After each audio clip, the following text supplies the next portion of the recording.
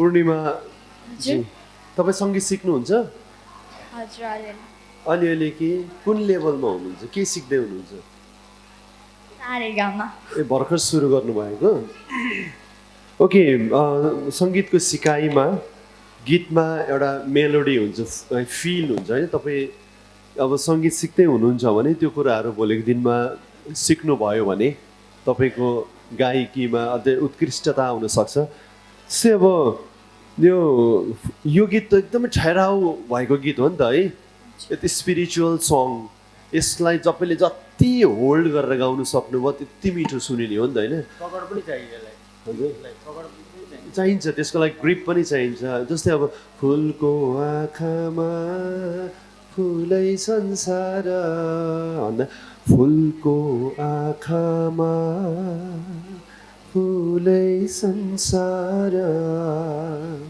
काँडाको आँखामा काँडै संसार यो मेलोडी चाहिन्छ नि है सिक्नुपर्छ है ल ओके अल द बेस्ट राम्रो सिक्नुहोस् म्युजिक तपाईँले केही वर्ष सिक्नुभयो भने राम्रो गाउन सक्नुहुन्छ अनि तपाईँको हाई नोटमा भोइस क्र्याक भइरहेको थियो म त्यही जोड्दिनँ तपाईँको त्यो झुल्किन्छ है सुमन सर अहिले प्र्याक्टिस गरेर पनि त्यस्तो भएको हुनसक्छ होइन स्वर सधैँ त्यस्तो त होइन होला नि माथि हुने त होइन होला नि तपाईँ एउटा काम गर्नुहोस् ल तपाईँसँग हार्मोनियम छ घरमा हार्मोनियम छ घरमा छ छैन त्यसमा त गाह्रै छ नभए तपाईँले लो एकदम एउटै स्केल एउटै नोटबाट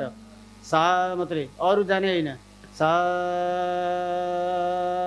मात्रै गर्ने सा रे गमा पदनी पट्टि नजाने आरोह अवरोह नगर्ने सा मात्रै तपाईँले 1 महिना लगातार सा मात्रै गर्नुपर्छ 5-5 मिनट गर्दै रेस्ट गर्दै तपाईँको स्वर आफै पकड र ठहरा आफै सस्टेन्डहरू सबै बन्छ एनिवे म्युजिक सिक्नुपर्छ सिक्नुहोस् है त अल द बेस्ट